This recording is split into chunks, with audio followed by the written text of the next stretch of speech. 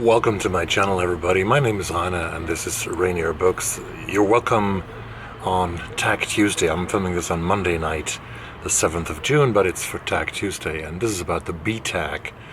The B tag was created by our friend Jim in Georgia from Jim's Books, Reading and Stuff. And I start directly with the prompts after the intro.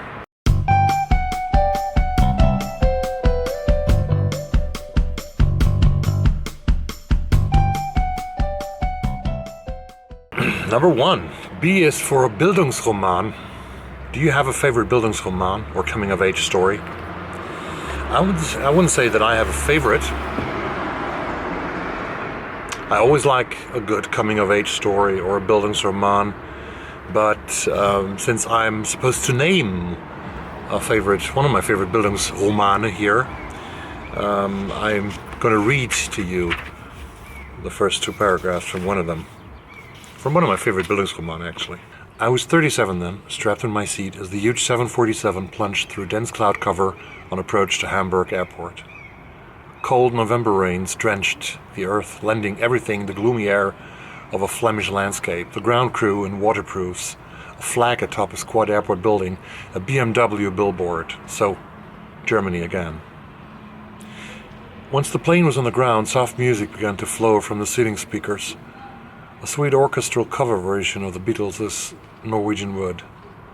The melody never failed to send a shudder through me, but this time it hit me harder than ever. You know Norwegian Wood, don't you? I once had a girl, or should I say, she once had me. She showed me her room, isn't it good? Norwegian Wood. And that's the beginning of Haruki Murakami's novel Norwegian Wood, from the 1980s, written in 1987, written and published in 1987, and first translated into English by 2000. And this sort of made Murakami a very, very famous writer in Japan. This is about a grown-up man in his 30s or 40s. His name is Toru Watanabe. And he is on a business trip to Germany, to Hamburg, to this little airport in the north of Germany, actually. And he listens to that song, Norwegian Wood, which reminds him of a girl he once loved, a girl named Naoko, who was the girlfriend of his best friend Kuzuki.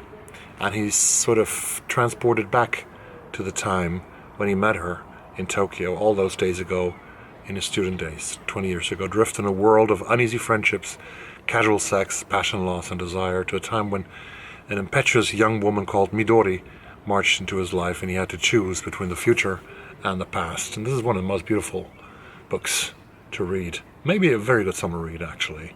Haruki Murakami, Norwegian Wood, if you haven't read it before. Second prompt is B is for beach. Be careful how you pronounce it. Okay? What would you recommend for a beach read? Well, I haven't read on the beach. Absolutely. I don't read on beaches. And recently I heard our friend Sean the Book Maniac rave against beach reads. He seems to hate beach reads. And I agree to a certain extent with him, because the book industry, the publishing industry, always tries to sort of promote certain kinds of books as beach reads. And he doesn't like these kind of books, and which I can perfectly well understand, Sean. So no problems here. But what I love most about beaches, actually, I never loved beaches that much in my younger years, but now I've come to love beaches a bit more. I have 2 favorite beaches in this world. I've told you about them earlier. But the question, actually Jim's question, takes me back to maybe my most distant, faraway, beautiful beach, the beach of Rockaway Beach in Oregon in the United States, and to the Surfside Resort where I stayed 4 years ago. And we had this beautiful condo, a balcony looking to the ocean, to the beach, and then to the Pacific Ocean. And it was beautiful to sit there on the balcony and to see the people go and take their promenades, and the dogs running and playing, drones flying in the sky, making pictures and movies of the area, the smell of people barbecuing their s'mores, And, well, it would have been very good and very easy to read something on that balcony. And I probably have to go there again, actually, to Rockaway Beach. I've been there again, actually, 1 year later, and stayed at another place, Silver Sands Motel, at the second time. But I didn't read on that on the beach yet in the Pacific Northwest. And it would be cool, I think, if I go there again, I should read something from the Pacific Northwest, a book that is sort of situated in the Pacific Northwest, and especially at the Oregon coast. So all of you people out there, especially my friend Margaret Pennard, maybe, who lives in Portland, Oregon, and all my Oregon friends out there. So if there's any literature, any fiction playing on the Oregon coast, please let me know. That would be something I would love to read in Rockaway Beach. Maybe next year or whenever I have the opportunity again to go there. If I have the opportunity again to go there. It's always great to read stuff, just ignore my phone here.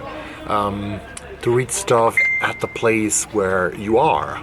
And if it has to do with the place where you are. I remember being in Ueno Park in Tokyo, in Japan, 2 years ago. In the summer of 2019. Could you please stop sending me those messages? I remember walking through Ueno Park, and I see the homeless people there, and I thought, I was Googling for homeless and Ueno Park because we hadn't seen homeless people in Tokyo before, and we didn't know that this existed at all in Japan and in Tokyo. So I Googled Ueno Park and homeless, and I very soon found a novel called Ueno Park Station by Yu Miri. And I immediately downloaded the book to my Kindle, which was in my rucksack at the time, and I started reading Ueno Park, the first 3 or 4 pages, while being in Ueno Park. That was terrific. That was a good feeling of reading something about a place where you are at the moment. That was perfect. 3B is for best. That's right. What is the best book you have read this year so far? Well, I haven't read so many books this year. There's a lot of traffic on the street, and I hope it's still possible to hear what I say. I haven't read so many books this year yet, only 18, and I'm behind my schedule. And I know that some of you have read already 50, 60, 80, 120 books this year, and I'm so astonished, amazed, and impressed, and adore your pensum. But I've read 18 books. But when I think about them, when I looked at the list before I did this prompt now, and I saw that 7 of these 18 titles are really very good fiction titles. So I already have a selection of books to choose from, and I'm not going to discuss them all now, because I'm going to discuss the half of the year mark in a few weeks, and discuss the first 6 months of the year and the rates that I had until then. So maybe I talk about my favorite only now here for this, and I would go for, right now, depending on my mood, I would go for The White Tiger by Aravind Adiga, which is a novel from 2008, but it was extremely impressive and strong, written by Adiga. It was a Booker Prize winner, as you might know, in 2008. It's also a Netflix movie, so Aravind Adiga's The White Tiger would be the solution, the answer to that question right now. It could change over the next weeks,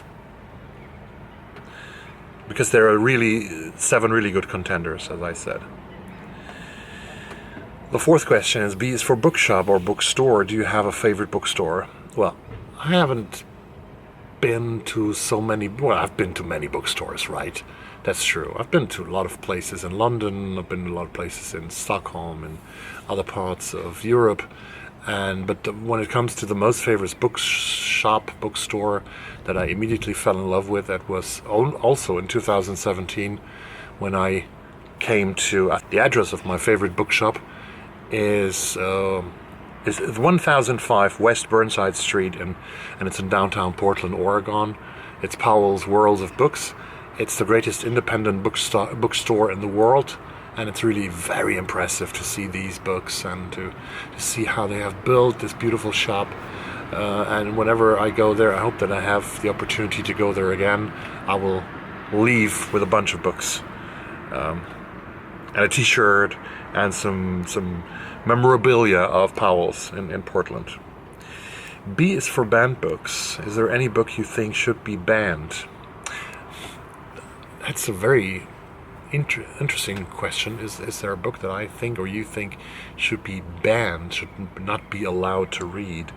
Well, there is a rumor going around, not at least in Germany, that Adolf Hitler's Mein Kampf is banned in Germany, but that's not true actually, because in 1979 a German court decided that it's allowed to sell the book as a used book, because there's no publisher who's publishing this book in a new version. Not a publisher that is a serious democratic publisher. There might be extreme right-wing publishers who have published this again, but you could talk about this, or about books that try to insert hate, racial, religious, political, whatever hate into people, and make them go against other people. And you could discuss, should these books be banned?